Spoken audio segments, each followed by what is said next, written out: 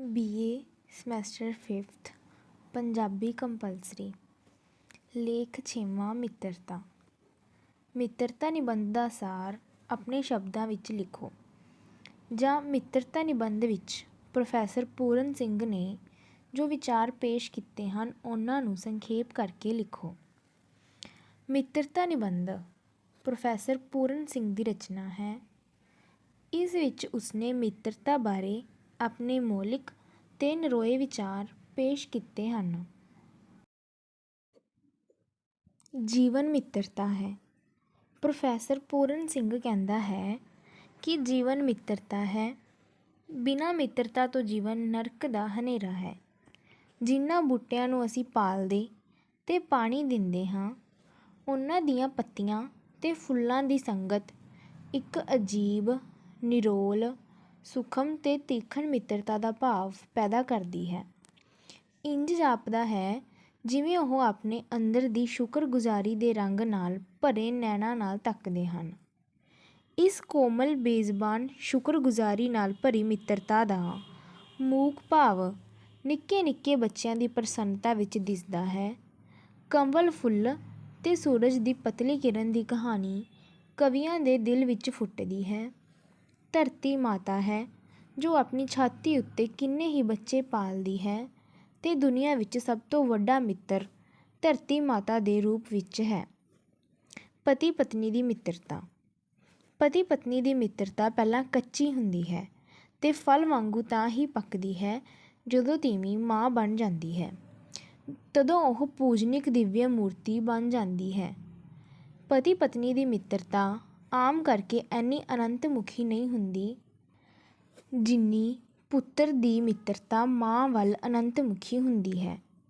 ਜਿਨ੍ਹਾਂ ਜੋੜਿਆਂ ਦੇ ਪਿਆਰ ਅਮਰ ਹੋ ਜਾਂਦੇ ਹਨ ਉਹਨਾਂ ਦੀ ਮਿੱਤਰਤਾ ਦੀਆਂ ਜੜ੍ਹਾਂ ਰੂਪ, ਸੁਹੱਪਣ ਤੇ ਕੋਹਜਾਂ ਦੀ ਮਿੱਟੀ ਵਿੱਚ ਨਹੀਂ ਹੁੰਦੀਆਂ, ਸਗੋਂ ਅਗੰਮ ਤੇ ਅਨੰਤ ਪਾਤਾਲ ਤੇ ਆਕਾਸ਼ ਵਿੱਚ ਆਪਣੀ ਖੁਰਾਕ ਟੋਲਦੀਆਂ ਹਨ। ਕੋਈ ਮਿੱਤਰਤਾ ਚਿਰਸਥਾਈ ਨਹੀਂ ਹੋ ਸਕਦੀ ਜੇ ਰੂਪ ਦੀਆਂ ਹੱਦਾਂ ਤੋਂ ਪਾਰ ਕਿਸੇ ਅਨੰਤ ਸੁਹਜ ਤੇ ਸੁਹੱਪਣ ਵੱਲ ਨਾ ਤੱਕਿਆ ਜਾਵੇ। ਮਿੱਤਰ ਦੀ ਅੱਖ।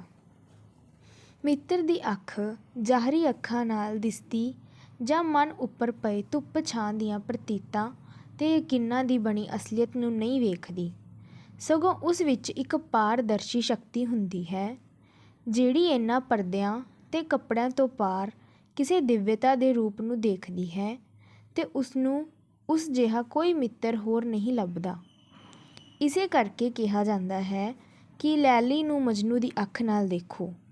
ਜਿੱਥੇ ਨਜ਼ਰ ਅਨੰਤ ਤੋਂ ਹਟ ਕੇ ਚੀਜ਼ਾਂ ਜਾਂ ਬੰਦਿਆਂ ਦੀਆਂ ਬੱਝੀਆਂ ਸ਼ਕਲਾਂ ਜਾਂ ਮਨਾਂ ਨੂੰ ਦੇਖਦੀ ਹੈ ਉੱਥੇ ਮਿੱਤਰਤਾ ਇੱਕ ਉਕਸਾਹਟ ਹੈ ਜੋ ਉਕਸਾ ਕੇ ਫਿਰ ਚੁੱਪ ਹੋ ਜਾਂਦੀ ਹੈ ਤੇ ਇਸ ਤਰ੍ਹਾਂ ਭਟਕਣ ਵਿੱਚ ਪਈ ਮਰ ਜਾਂਦੀ ਹੈ।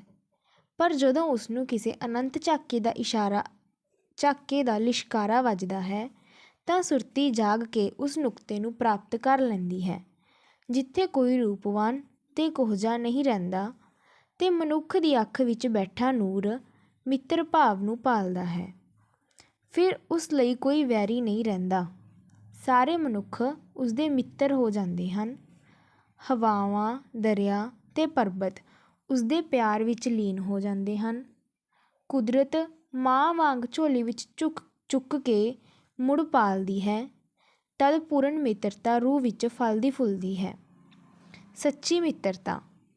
ਸੱਚੀ ਮਿੱਤਰਤਾ ਉੱਚੇ ਸਿਦਕ ਵਿੱਚ ਰਹਿਣ ਵਾਲੇ ਤੇ ਡੂੰਘਾਈਆਂ ਵਿੱਚ ਗੜੂੰਦ ਲੋਕਾਂ ਦੇ ਦਿਲਾਂ ਵਿੱਚ ਵਸਦੀ ਹੈ ਤੇ ਉਹ ਹੀ ਸੱਚੇ ਮਿੱਤਰ ਹੁੰਦੇ ਹਨ। ਖੁਦਗਰਜ਼ੀ ਭਰੀ ਮਿੱਤਰਤਾ।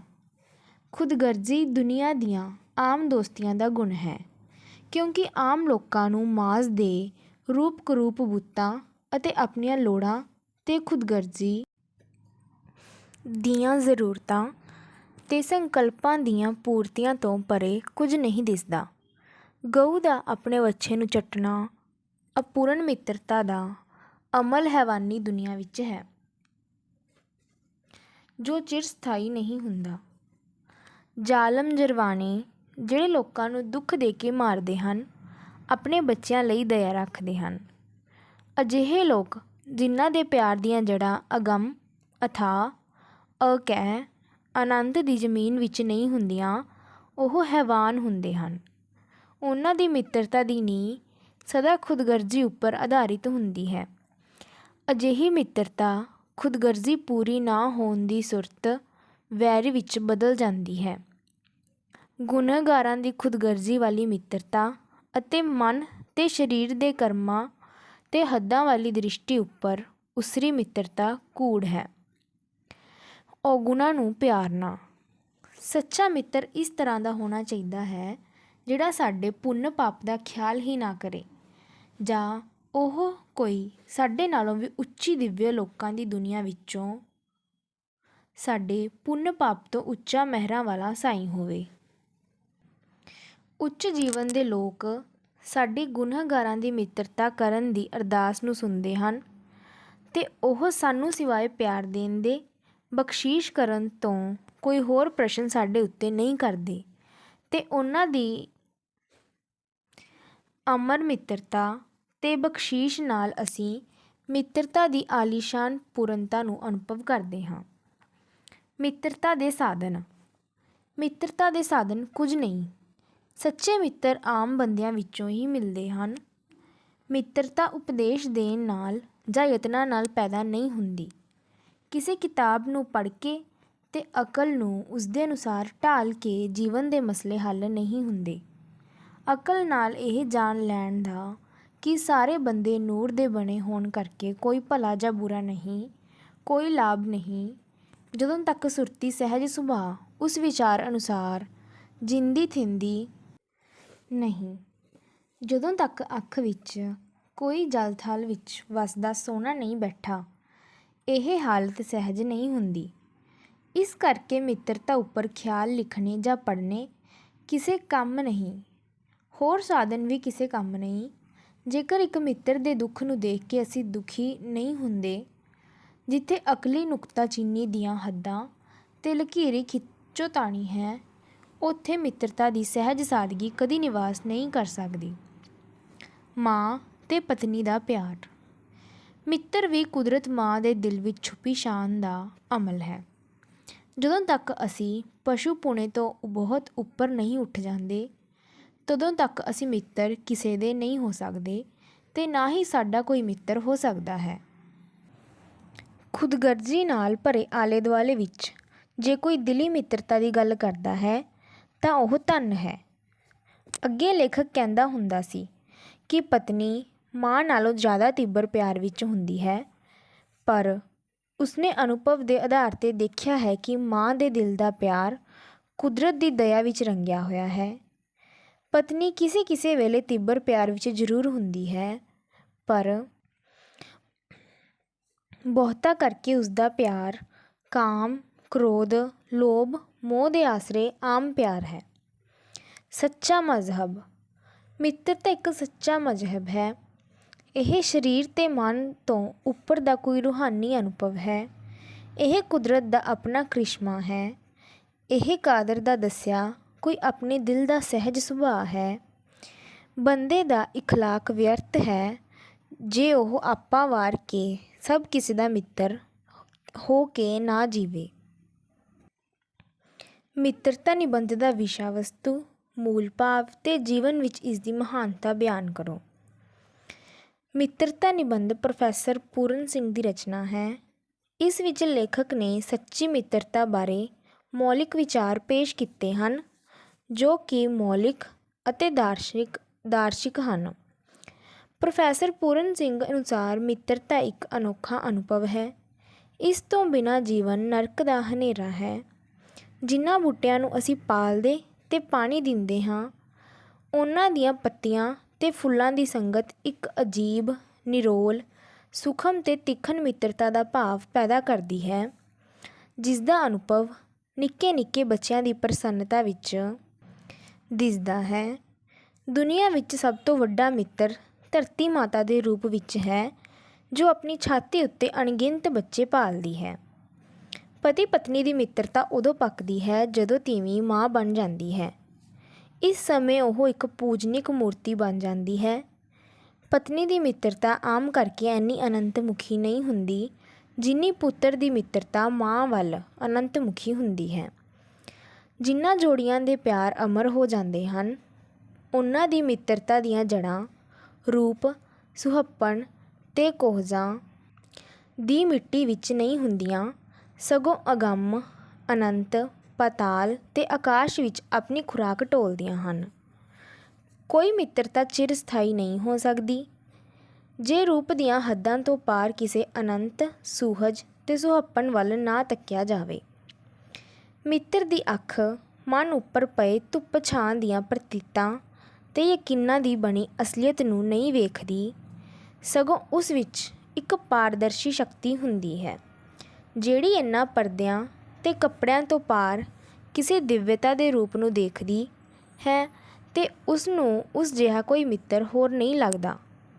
ਜਿੱਥੇ ਨਜ਼ਰ ਅਨੰਤ ਤੋਂ ਹਟ ਕੇ ਚੀਜ਼ਾਂ ਜਾਂ ਬੰਦਿਆਂ ਦੀਆਂ ਨਿਸ਼ਚਿਤ ਸ਼ਕਲਾਂ ਜਾਂ ਮਨਾਂ ਨੂੰ ਦੇਖਦੀ ਹੈ, ਉੱਥੇ ਮਿੱਤਰਤਾ ਇੱਕ ਉਕਸਾਹਟ ਹੈ ਜੋ ਝਟਪਟ ਹੀ ਠੰਡੀ ਹੋ ਜਾਂਦੀ ਹੈ। ਪਰ ਜਦੋਂ ਉਸ ਨੂੰ ਕਿਸੇ ਅਨੰਤ ਝਾਕੇ ਦਾ ਲਿਸ਼ਕਾਰਾ ਵੱਜਦਾ ਹੈ ਤਾਂ ਉਸਦੀ ਸੁਰਤੀ ਜਾਗ ਕੇ ਉਸ ਨੁਕਤੇ ਨੂੰ ਪ੍ਰਾਪਤ ਕਰ ਲੈਂਦੀ ਹੈ ਜਿੱਥੇ ਕੋਈ ਰੂਪਵਾਨ ਤੇ ਕੋਝਾ ਨਹੀਂ ਰਹਿੰਦਾ ਤੇ ਮਨੁੱਖ ਦੀ ਅੱਖ ਵਿੱਚ ਬੈਠਾ ਨੂਰ ਮਿੱਤਰ ਭਾਵ ਨੂੰ ਪਾਲਦਾ ਹੈ। ਫਿਰ ਉਸ ਲਈ ਕੋਈ ਵੈਰੀ ਨਹੀਂ ਰਹਿੰਦਾ, ਸਗੋਂ ਸਾਰੇ ਉਸਦੇ ਮਿੱਤਰ ਹੋ ਜਾਂਦੇ ਹਨ। ਖੁਦਗਰਜ਼ੀ ਦੁਨੀਆ ਦੀਆਂ ਆਮ ਦੋਸਤੀਆਂ ਦਾ ਗੁਣ ਹੈ, ਕਿਉਂਕਿ ਆਮ ਲੋਕਾਂ ਨੂੰ ਮਾਸ ਦੇ ਰੂਪ ਕਰੂਪ, ਬੁੱਤਾਂ ਅਤੇ ਆਪਣੀਆਂ ਲੋੜਾਂ ਤੇ ਖੁਦਗਰਜ਼ੀ ਦੀਆਂ ਜ਼ਰੂਰਤਾਂ ਤੇ ਸੰਕਲਪਾਂ ਦੀਆਂ ਪੂਰਤੀਆਂ ਤੋਂ ਪਰੇ ਕੁਝ ਨਹੀਂ ਦਿਸਦਾ। ਉਹਨਾਂ ਲੋਕਾਂ ਦੇ ਪਿਆਰ ਦੀਆਂ ਜੜ੍ਹਾਂ ਅਗੰਮ, ਅਥਾਹ, ਅਨੰਤ ਦੀ ਜ਼ਮੀਨ ਵਿੱਚ ਨਹੀਂ ਹੁੰਦੀਆਂ। ਇਹਨਾਂ ਦੀ ਮਿੱਤਰਤਾ ਦੀ ਨੀਂਹ ਸਦਾ ਖੁਦਗਰਜ਼ੀ ਉੱਤੇ ਆਧਾਰਿਤ ਹੁੰਦੀ ਹੈ ਤੇ ਇਹ ਖੁਦਗਰਜ਼ੀ ਪੂਰੀ ਨਾ ਹੋਣ ਦੀ ਸੂਰਤ ਵਿੱਚ ਵੈਰ ਵਿੱਚ ਬਦਲ ਜਾਂਦੀ ਹੈ। ਸੱਚਾ ਮਿੱਤਰ ਅਗਲੇ ਦੇ ਪੁੰਨ ਪਾਪ ਦਾ ਖਿਆਲ ਨਹੀਂ ਕਰਦਾ ਤੇ ਉਹ ਕੋਈ ਸਾਡੇ ਨਾਲੋਂ ਵੀ ਉੱਚੇ ਦਿਵਯ ਲੋਕਾਂ ਦੀ ਦੁਨੀਆ ਵਿੱਚੋਂ ਸਾਡੇ ਪੁੰਨ ਪਾਪ ਤੋਂ ਉੱਚਾ ਮਹਿਰਾਂ ਦਾ ਸਾਈਂ ਹੁੰਦਾ ਹੈ। ਉੱਚ ਜੀਵਨ ਦੇ ਲੋਕ ਸਾਡੀ ਗੁਨਾਹਗਾਰਾਂ ਦੀ ਮਿੱਤਰਤਾ ਕਰਨ ਦੀ ਅਰਦਾਸ ਸੁਣਦੇ ਹਨ ਤੇ ਉਹ ਸਾਨੂੰ ਸਿਵਾਏ ਪਿਆਰ ਦੇਣ ਤੇ ਬਖਸ਼ੀਸ਼ ਕਰਨ ਤੋਂ ਕੋਈ ਹੋਰ ਪ੍ਰਸ਼ਨ ਸਾਡੇ ਉੱਤੇ ਨਹੀਂ ਕਰਦੇ ਤੇ ਉਹਨਾਂ ਦੀ ਅਮਰ ਮਿੱਤਰਤਾ ਤੇ ਬਖਸ਼ੀਸ਼ ਨਾਲ ਅਸੀਂ ਮਿੱਤਰਤਾ ਦੀ ਆਲੀਸ਼ਾਨ ਪੂਰਨਤਾ ਨੂੰ ਅਨੁਭਵ ਕਰਦੇ ਹਾਂ। ਲੇਖਕ ਦੱਸਦਾ ਹੈ ਕਿ ਮਿੱਤਰਤਾ ਪ੍ਰਾਪਤ ਕਰਨ ਦੇ ਸਾਧਨ ਕੋਈ ਨਹੀਂ ਹਨ। ਇਹ ਉਪਦੇਸ਼ ਦੇਣ ਨਾਲ ਜਾਂ ਯਤਨ ਕਰਨ ਨਾਲ ਪੈਦਾ ਨਹੀਂ ਹੁੰਦੇ। ਅਕਲ ਨਾਲ, ਇਹ ਜਾਣ ਲੈਣ ਨਾਲ ਕਿ ਸਾਰੇ ਬੰਦੇ ਨੂਰ ਦੇ ਬਣੇ ਹੋਣ ਕਰਕੇ ਕੋਈ ਭਲਾ ਜਾਂ ਬੁਰਾ ਨਹੀਂ, ਕੋਈ ਲਾਭ ਨਹੀਂ ਹੁੰਦਾ, ਜਦੋਂ ਤੱਕ ਅੱਖ ਵਿੱਚ ਕੋਈ ਜਲ ਥਲ ਵਿੱਚ ਵਸਦਾ ਸੋਨਾ ਨਹੀਂ ਬੈਠਾ। ਇਹ ਹਾਲਤ ਸਹਿਜ ਨਹੀਂ ਹੁੰਦੀ। ਇਸ ਕਰਕੇ ਮਿੱਤਰਤਾ ਉੱਪਰ ਖਿਆਲ ਲਿਖਣੇ ਜਾਂ ਪੜ੍ਹਨੇ ਕਿਸੇ ਕੰਮ ਨਹੀਂ। ਜੇਕਰ ਇੱਕ ਮਿੱਤਰ ਦੇ ਦੁੱਖ ਨੂੰ ਦੇਖ ਕੇ ਅਸੀਂ ਦੁਖੀ ਨਹੀਂ ਹੁੰਦੇ, ਜਿੱਥੇ ਅਕਲੀ ਨੁਕਤਾਚੀਨੀ ਦੀਆਂ ਹੱਦਾਂ 'ਤੇ ਲਕੀਰ ਖਿੱਚੋਤਾਣੀ ਹੈ, ਉੱਥੇ ਮਿੱਤਰਤਾ ਦੀ ਸਹਿਜ ਸਾਦਗੀ ਦਾ ਵਾਸਾ ਨਹੀਂ ਹੁੰਦਾ। ਲੇਖਕ ਦਾ ਵਿਚਾਰ ਹੈ ਕਿ ਜਦੋਂ ਤੱਕ ਅਸੀਂ ਪਸ਼ੂ ਪੁਣੇ ਤੋਂ ਉੱਪਰ ਨਹੀਂ ਉੱਠਦੇ, ਉਦੋਂ ਤੱਕ ਅਸੀਂ ਕਿਸੇ ਦੇ ਮਿੱਤਰ ਨਹੀਂ ਹੋ ਸਕਦੇ ਤੇ ਨਾ ਹੀ ਸਾਡਾ ਕੋਈ ਮਿੱਤਰ ਹੋ ਸਕਦਾ ਹੈ। ਖੁਦਗਰਜ਼ੀਆਂ ਨਾਲ ਭਰੇ ਆਲੇ ਦੁਆਲੇ ਵਿੱਚ ਜੇ ਕੋਈ ਦਿਲੀ ਮਿੱਤਰਤਾ ਦੀ ਗੱਲ ਕਰਦਾ ਹੈ ਤਾਂ ਉਹ ਧਨ ਹੈ।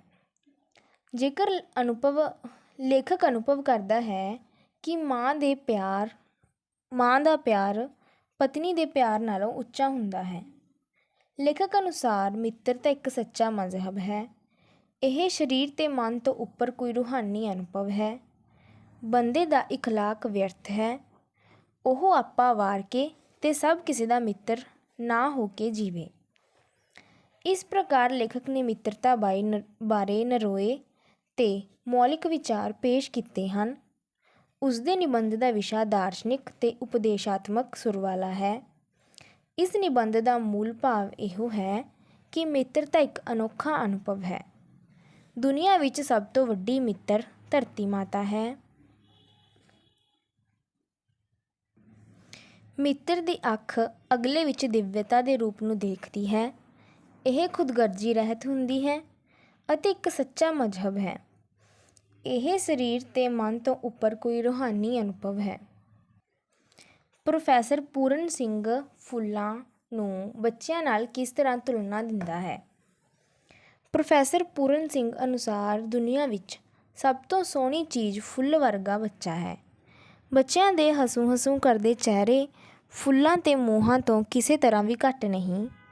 ਇਸ ਤਰ੍ਹਾਂ ਲੱਗਦਾ ਹੈ ਜਿਵੇਂ ਫੁੱਲਾਂ ਨੂੰ ਨੈਣ ਤੇ ਜ਼ੁਬਾਨ ਲੱਗ ਗਈ ਹੈ। ਲੇਖਕ ਮਾਂ ਤੇ ਪਤਨੀ ਦੇ ਪਿਆਰ ਬਾਰੇ ਕੀ ਵਿਚਾਰ ਪੇਸ਼ ਕਰਦਾ ਹੈ।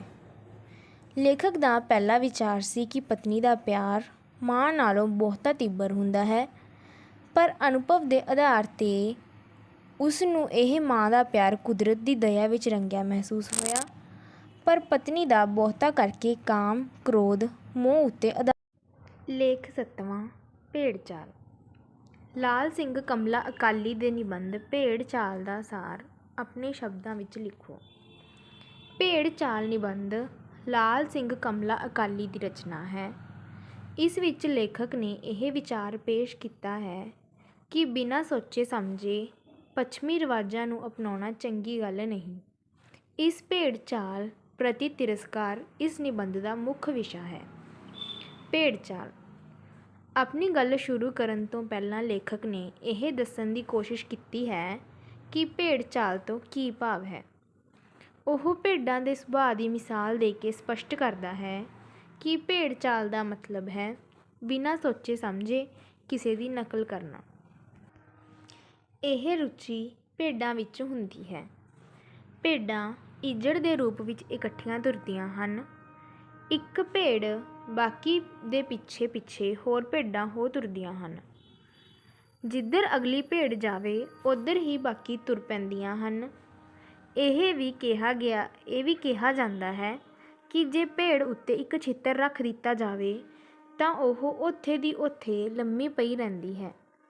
ਉਹ ਸੋਚਦੀ ਹੈ ਕਿ ਉਸਨੂੰ ਕਿਸੇ ਭਾਰੀ ਚੀਜ਼ ਨੇ ਦਬਾਈ ਰੱਖਿਆ ਹੈ। ਭੇਡਾਂ ਦੇ ਇਸ ਸੁਭਾਅ ਦੀ ਵਰਤੋਂ ਆਜੜੀ ਕਰਦੇ ਹਨ। ਖਾਸ ਕਰਕੇ ਗਿਣਤੀ ਕਰਨ ਵੇਲੇ ਉਹ ਇੱਕ ਸੋਟੀ ਹੱਥ ਵਿੱਚ ਫੜ ਕੇ ਇੱਕ ਭੇਡ ਨੂੰ ਹੇਠੋਂ ਲੰਘਾ ਦਿੰਦੇ ਹਨ ਤੇ ਬਾਕੀ ਦੀਆਂ ਭੇਡਾਂ ਆਪਣੇ ਆਪ ਬਿਨਾਂ ਸੋਚੇ ਸਮਝੇ ਉਸਦੇ ਮਗਰ ਸੋਟੀ ਹੇਠੋਂ ਲੰਘ ਜਾਂਦੀਆਂ ਹਨ ਤੇ ਇੰਝ ਗਿਣਤੀ ਹੋ ਜਾਂਦੀ ਹੈ। ਸੁਤੰਤਰ ਸੋਚ ਤੋਂ ਕੰਮ ਨਾ ਲੈਣਾ। ਲਾਲ ਸਿੰਘ ਕਮਲਾ ਅਕਾਲੀ ਇਹ ਕਹਿਣਾ ਚਾਹੁੰਦਾ ਹੈ ਕਿ ਬਹੁਤ ਸਾਰੇ ਮਰਦਾਂ ਤੇ ਤੀਵੀਆਂ ਦਾ ਸੁਭਾਅ ਭੇਡਾਂ ਵਰਗਾ ਹੀ ਹੁੰਦਾ ਹੈ। ਆਮ ਲੋਕਾਂ ਵਿੱਚ ਸੁਤੰਤਰ ਸੋਚਣੀ ਨਹੀਂ ਹੁੰਦੀ। ਉਹ ਭੇਡ ਚਾਲ ਵਾਂਗ ਪਈਆਂ ਲੀਕਾਂ ਉੱਤੇ ਤੁਰਨਾ ਹੀ ਪਸੰਦ ਕਰਦੇ ਹਨ। ਮਨੁੱਖ ਦੀ ਭੇਡ ਚਾਲ ਵਾਲੀ ਰੁਚੀ ਨੇ ਉਸਦਾ ਜੀਵਨ ਨਸ਼ਟ ਕਰ ਦਿੱਤਾ ਹੈ।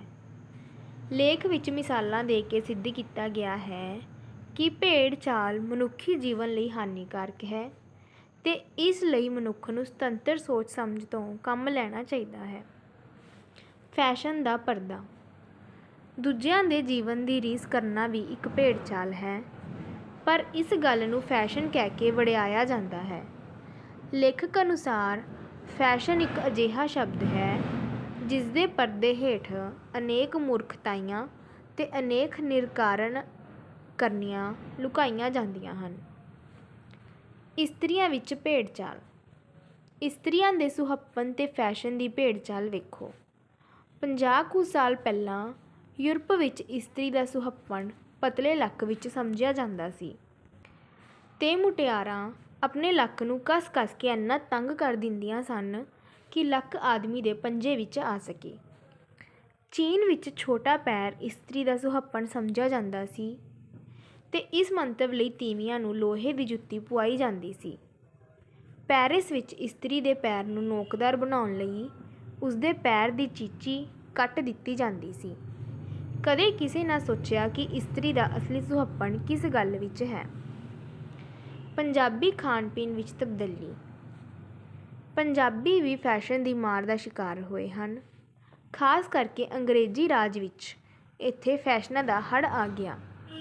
ਛੰਨਿਆਂ ਤੇ ਬਾਟੀਆਂ ਦੀ ਥਾਂ ਕੌਲੀਆਂ ਤੇ ਗਲਾਸਾਂ ਦਾ ਰਿਵਾਜ ਪੈ ਗਿਆ। ਗੁੜ ਅਤੇ ਮਿੱਠੇ ਚੌਲ ਖਾਣ ਦਾ ਰਿਵਾਜ ਹਟ ਗਿਆ ਹੈ। ਤੰਦੂਰ ਦੀ ਰੋਟੀ ਦੀ ਥਾਂ ਤਵੇ ਦੇ ਪਤਲੇ ਪਤਲੇ ਫੁਲਕੇ ਆ ਗਏ। ਘਿਓ ਨੂੰ ਸਾੜ ਕੇ ਤੜਕੇ ਦਾ ਰਿਵਾਜ ਪ੍ਰਚਲਿਤ ਹੋ ਗਿਆ।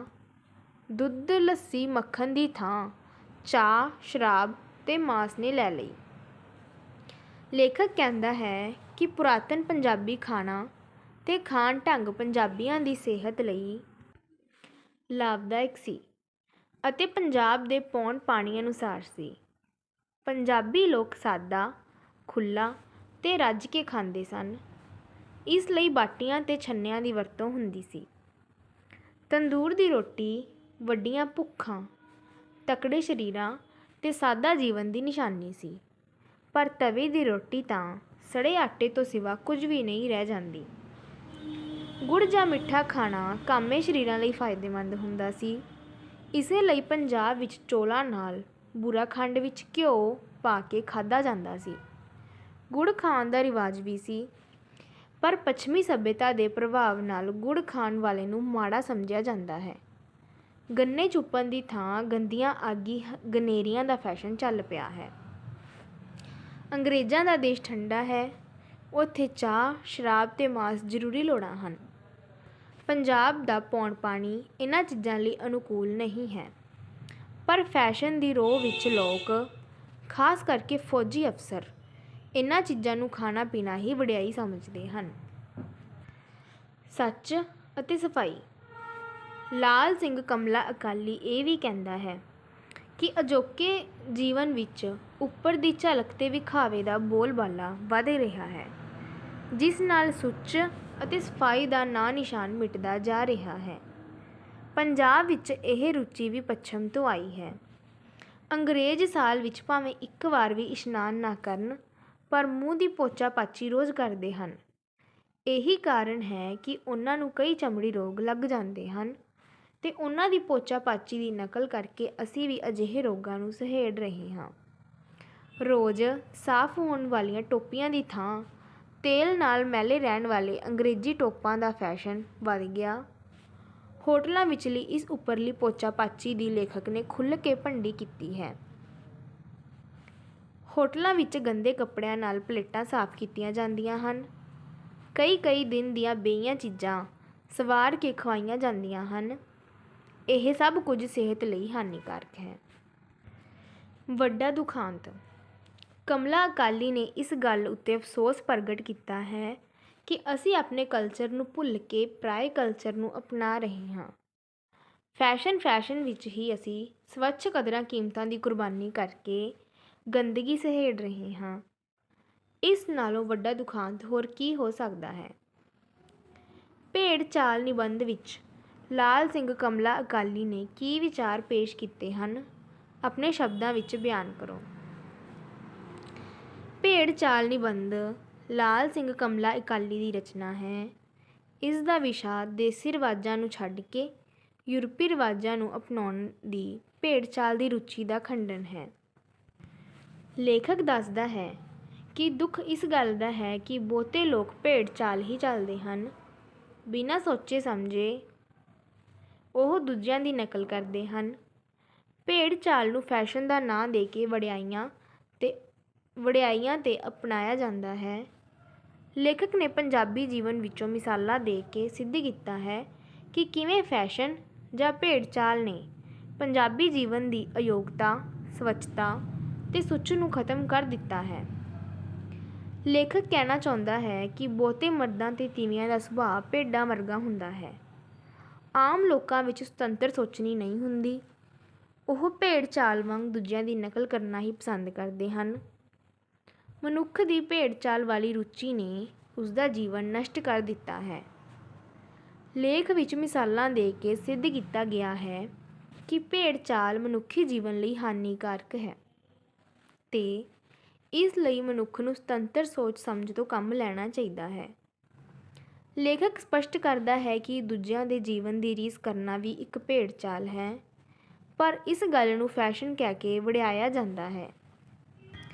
ਲੇਖਕ ਅਨੁਸਾਰ ਫੈਸ਼ਨ ਇੱਕ ਅਜਿਹਾ ਸ਼ਬਦ ਹੈ ਜਿਸ ਦੇ ਪਰਦੇ ਹੇਠ ਅਨੇਕ ਮੂਰਖਤਾਈਆਂ ਤੇ ਅਨੇਕ ਨਿਰਕਾਰਨ ਕਰਨੀਆਂ ਲੁਕਾਈਆਂ ਜਾਂਦੀਆਂ ਹਨ। ਇਸਤਰੀਆਂ ਦੇ ਸੁਹੱਪਣ ਦੇ ਫੈਸ਼ਨ ਦੀ ਭੇਡ ਚਾਲ ਦਾ ਹਾਲ ਇਹ ਹੈ ਕਿ 50 ਕੁ ਸਾਲ ਪਹਿਲਾਂ ਯੂਰਪ ਵਿੱਚ ਇਸਤਰੀ ਦਾ ਸੁਹੱਪਣ ਪਤਲੇ ਲੱਕ ਵਿੱਚ ਸਮਝਿਆ ਜਾਂਦਾ ਸੀ ਤੇ ਮੁਟਿਆਰਾਂ ਆਪਣੇ ਲੱਕ ਨੂੰ ਕੱਸ ਕੇ ਇੰਨਾ ਤੰਗ ਕਰ ਦਿੰਦੀਆਂ ਸਨ ਕਿ ਲੱਕ ਆਦਮੀ ਦੇ ਪੰਜੇ ਵਿੱਚ ਆ ਸਕੇ। ਚੀਨ ਵਿੱਚ ਛੋਟਾ ਪੈਰ ਇਸਤਰੀ ਦਾ ਸੁਹੱਪਣ ਸਮਝਿਆ ਜਾਂਦਾ ਸੀ ਤੇ ਇਸ ਮੰਤਵ ਲਈ ਤੀਵੀਆਂ ਨੂੰ ਲੋਹੇ ਦੀ ਜੁੱਤੀ ਪੁਆਈ ਜਾਂਦੀ ਸੀ। ਪੈਰਿਸ ਵਿੱਚ ਇਸਤਰੀ ਦੇ ਪੈਰ ਨੂੰ ਨੋਕਦਾਰ ਬਣਾਉਣ ਲਈ ਉਸਦੇ ਪੈਰ ਦੀ ਚੀਚੀ ਕੱਟ ਦਿੱਤੀ ਜਾਂਦੀ ਸੀ। ਕਦੇ ਕਿਸੇ ਨਾ ਸੋਚਿਆ ਸੀ ਕਿ ਇਸਤਰੀ ਦਾ ਅਸਲੀ ਸੁਹੱਪਣ ਕਿਸ ਗੱਲ ਵਿੱਚ ਹੈ। ਪੰਜਾਬੀ ਇਸ ਭੇਡ ਚਾਲ ਦੀ ਰੁਚੀ ਅਧੀਨ ਫੈਸ਼ਨ ਦੀ ਮਾਰ ਦਾ ਸ਼ਿਕਾਰ ਹੋਏ ਹਨ। ਖਾਸ ਕਰਕੇ ਅੰਗਰੇਜ਼ੀ ਰਾਜ ਵਿੱਚ ਇੱਥੇ ਫੈਸ਼ਨਾਂ ਦਾ ਹੜ੍ਹ ਆ ਗਿਆ। ਛੰਨਿਆਂ ਤੇ ਬਾਟੀਆਂ ਦੀ ਥਾਂ ਕੌਲੀਆਂ ਤੇ ਗਲਾਸਾਂ ਦਾ ਰਿਵਾਜ ਪੈ ਗਿਆ ਹੈ। ਗੁੜ ਅਤੇ ਮਿੱਠੇ ਚੌਲ ਖਾਣ ਦਾ ਰਿਵਾਜ ਹਟ ਗਿਆ ਹੈ। ਤੰਦੂਰ ਦੀ ਰੋਟੀ ਦੀ ਥਾਂ ਤਵੇ ਦੇ ਪਤਲੇ ਪਤਲੇ ਫੁਲਕੇ ਆ ਗਏ। ਘਿਓ ਨੂੰ ਸਾੜ ਕੇ ਤੜਕੇ ਦਾ ਰਿਵਾਜ ਪ੍ਰਚਲਿਤ ਹੋ ਗਿਆ। ਦੁੱਧ ਲੱਸੀ ਮੱਖਣ ਦੀ ਥਾਂ ਚਾਹ ਸ਼ਰਾਬ ਤੇ ਮਾਸ ਨੇ ਲੈ ਲਈ ਹੈ। ਲੇਖਕ ਕਹਿੰਦਾ ਹੈ ਕਿ ਪੁਰਾਤਨ ਪੰਜਾਬੀ ਖਾਣਾ ਤੇ ਖਾਣ ਢੰਗ ਪੰਜਾਬੀਆਂ ਦੀ ਸਿਹਤ ਲਈ ਲਾਭਦਾਇਕ ਸੀ ਅਤੇ ਪੰਜਾਬ ਦੇ ਪੌਣ ਪਾਣੀ ਅਨੁਸਾਰ ਸੀ। ਪੰਜਾਬੀ ਲੋਕ ਸਾਦਾ, ਖੁੱਲ੍ਹਾ ਤੇ ਰੱਜ ਕੇ ਖਾਂਦੇ ਸਨ। ਇਸ ਲਈ ਬਾਟੀਆਂ ਤੇ ਛੰਨਿਆਂ ਦੀ ਵਰਤੋਂ ਹੁੰਦੀ ਸੀ। ਤੰਦੂਰ ਦੀ ਰੋਟੀ ਵੱਡੀਆਂ ਭੁੱਖਾਂ, ਤਕੜੇ ਸਰੀਰਾਂ ਤੇ ਸਾਦਾ ਜੀਵਨ ਦੀ ਨਿਸ਼ਾਨੀ ਹੈ। ਪਰ ਤਵੇ ਦੀ ਰੋਟੀ ਤਾਂ ਸੜੇ ਆਟੇ ਤੋਂ ਸਿਵਾ ਕੁਝ ਵੀ ਨਹੀਂ ਰਹਿ ਜਾਂਦੀ। ਗੁੜ ਜਾਂ ਮਿੱਠਾ ਖਾਣਾ ਕਾਮੇ ਸਰੀਰਾਂ ਲਈ ਫਾਇਦੇਮੰਦ ਹੁੰਦਾ ਹੈ। ਇਸੇ ਲਈ ਪੰਜਾਬ ਵਿੱਚ ਚੌਲਾਂ ਨਾਲ ਬੁਰਾ ਖੰਡ ਵਿੱਚ ਘਿਓ ਪਾ ਕੇ ਖਾਧਾ ਜਾਂਦਾ ਸੀ। ਗੁੜ ਖਾਣ ਦਾ ਰਿਵਾਜ ਵੀ ਸੀ, ਪਰ ਪੱਛਮੀ ਸੱਭਿਅਤਾ ਦੇ ਪ੍ਰਭਾਵਾਂ ਨਾਲ ਗੁੜ ਖਾਣ ਵਾਲੇ ਨੂੰ ਮਾੜਾ ਸਮਝਿਆ ਜਾਂਦਾ ਹੈ। ਗੰਨੇ ਚੂਪਣ ਦੀ ਥਾਂ ਗੰਦੀਆਂ ਆਗੀ ਗਨੇਰੀਆਂ ਦਾ ਫੈਸ਼ਨ ਚੱਲ ਪਿਆ ਹੈ। ਲੇਖਕ ਇਹ ਵੀ ਕਹਿੰਦਾ ਹੈ ਕਿ ਅਜੋਕੇ ਜੀਵਨ ਵਿੱਚ ਉੱਪਰ ਦੀ ਝਲਕ ਤੇ ਵਿਖਾਵੇ ਦਾ ਬੋਲਬਾਲਾ ਵੱਧ ਰਿਹਾ ਹੈ, ਜਿਸ ਨਾਲ ਸੁੱਚ ਤੇ ਸਫਾਈ ਦਾ ਨਾਂ ਨਿਸ਼ਾਨ ਮਿਟਦਾ ਜਾ ਰਿਹਾ ਹੈ। ਪੰਜਾਬ ਵਿੱਚ ਇਹ ਰੁਚੀ ਵੀ ਪੱਛਮ ਤੋਂ ਆਈ ਹੈ। ਅੰਗਰੇਜ਼ ਸਾਲ ਵਿੱਚ ਭਾਵੇਂ ਇੱਕ ਵਾਰ ਵੀ ਇਸ਼ਨਾਨ ਨਾ ਕਰਨ, ਪਰ ਮੂੰਹ ਦੀ ਪੋਚਾ ਪਾਚੀ ਰੋਜ਼ ਕਰਦੇ ਹਨ।